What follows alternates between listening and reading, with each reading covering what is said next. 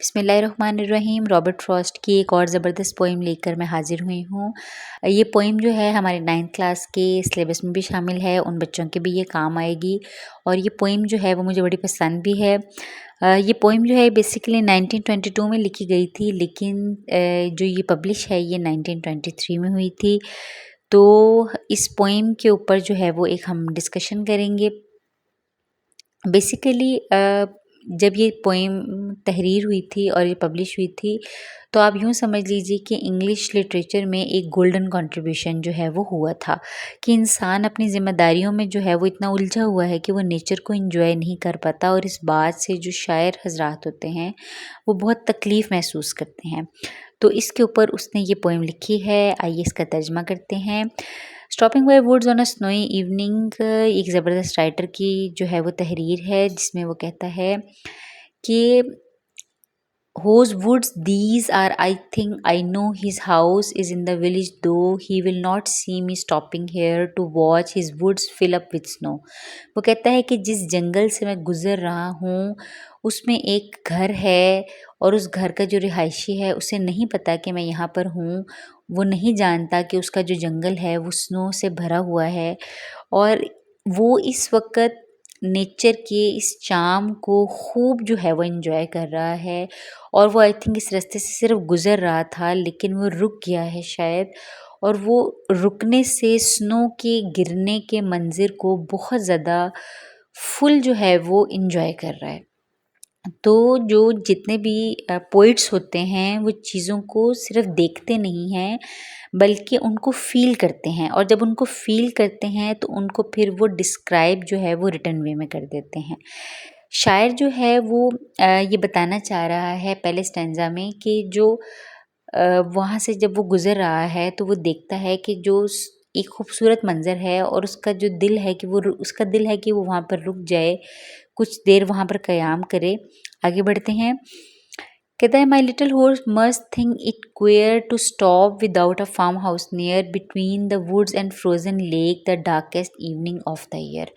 वो कहता है कि जो मेरा नन्हा सा एक घोड़ा है उसको ये बड़ा क्वेर क्वेर का मतलब अजीब होता है, कहते उसको ये बड़ा अजीब लग रहा है कि पास कोई फार्म हाउस तो नहीं है, तो फिर मैं क्यों जो है मुझे रोक लिया गया है इतने सख्त घने जंगल में और वहाँ पर एक जमी हुई जो है वो एक झील भी है और शाम जो है वो बहुत ज़्यादा बढ़ती जा रही है। ज़ाहिर बात है जैसे मालिक अपने जानवर से प्यार करता है, इसी तरह जानवर भी अपने मालिक से प्यार करता है।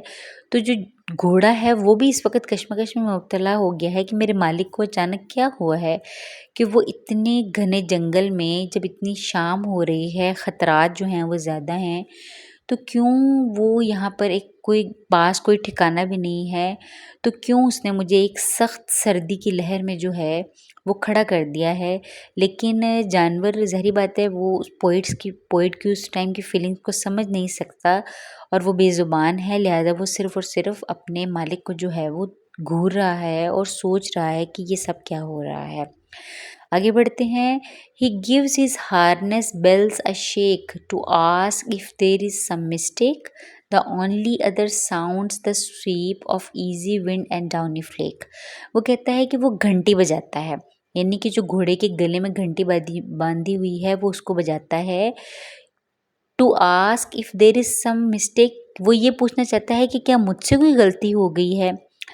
The only other sound is the sweep, इसके अलावा वहाँ पर कोई आवाज़ नहीं है।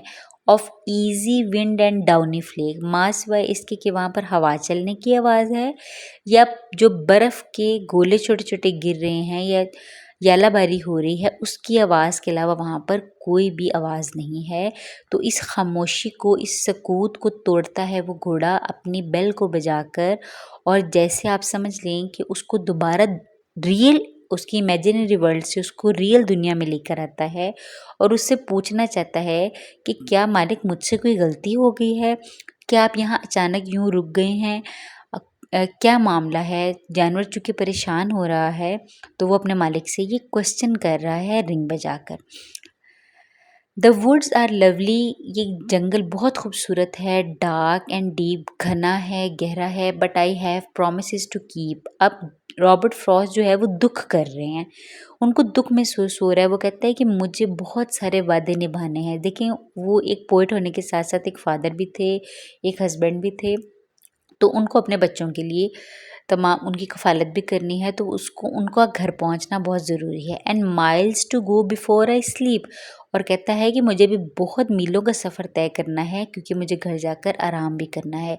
And miles to go before I sleep, ये दूसरी लाइन में हम इसका मतलब ये भी ले सकते हैं कि ज़िंदगी का एक लंबा सफ़र होता है मौत से पहले का, और उसके बाद इंसान जो है वो मौत की आगोश में चला जाता है। तो शायद जो पोएट है रॉबर्ट फ्रॉस्ट है, वो बेसिकली यहाँ से जाना ही नहीं चाहते। वो इस खूबसूरत मंज़र को अपने आँखों में, अपने इमेजिनेशन में कैद कर लेना चाहते हैं, और वो यहीं पे मुस्तकिल जो है वो क़याम करना चाहते हैं। लेकिन ज़िंदगी की ज़िम्मेदारियाँ जो हैं वो इंसान को बिल्कुल भी नहीं अलाउ करती हैं कि वो रुक कर किसी चीज़ से भरपूर अंदाज़ में लुत्फ़अंदोज़ हो सके। ख़ास तौर पर मर्दों के ऊपर ज़िम्मेदारियाँ चूँकि ज़्यादा होती हैं, और कमाने की ज़िम्मेदारी इंसान के ऊपर बहुत बड़ी है, तो ये इस यहाँ पर जो है पोएट वो है लिमेंट करता है। तो stopping by woods on a snowy evening जो है ये एक ज़बरदस्त पोएम है, और बच्चों के लिए ये एक मॉरल पोएम भी है, और बच्चों को ये बात समझाने के लिए भी है कि कभी-कभी हमें अपनी रूटीन लाइफ़ से हटकर जो है वो नेचर को भी एन्जॉय करना चाहिए। आपने मुझे वक़्त दिया। ये एक छोटी-सी इलैबोरेशन है 9th क्लास के स्टूडेंट्स या 10th क्लास के स्टूडेंट्स के लिए आई थिंक ये पोएम है। तो उनको ये आई थिंक उनके लिए भी ये बेनिफिशियल होगी, और जो इसको सुनेंगे उनको भी इसको सुन के मज़ा आया होगा इंशाल्लाह। अगर आपको ये पसंद आई तो आप मेरे इस वीडियो को लाइक करें, चैनल को सब्सक्राइब करें, खुश रहें, शाद आबाद रहें। मेरी तरफ से अल्लाह हाफ़िज़।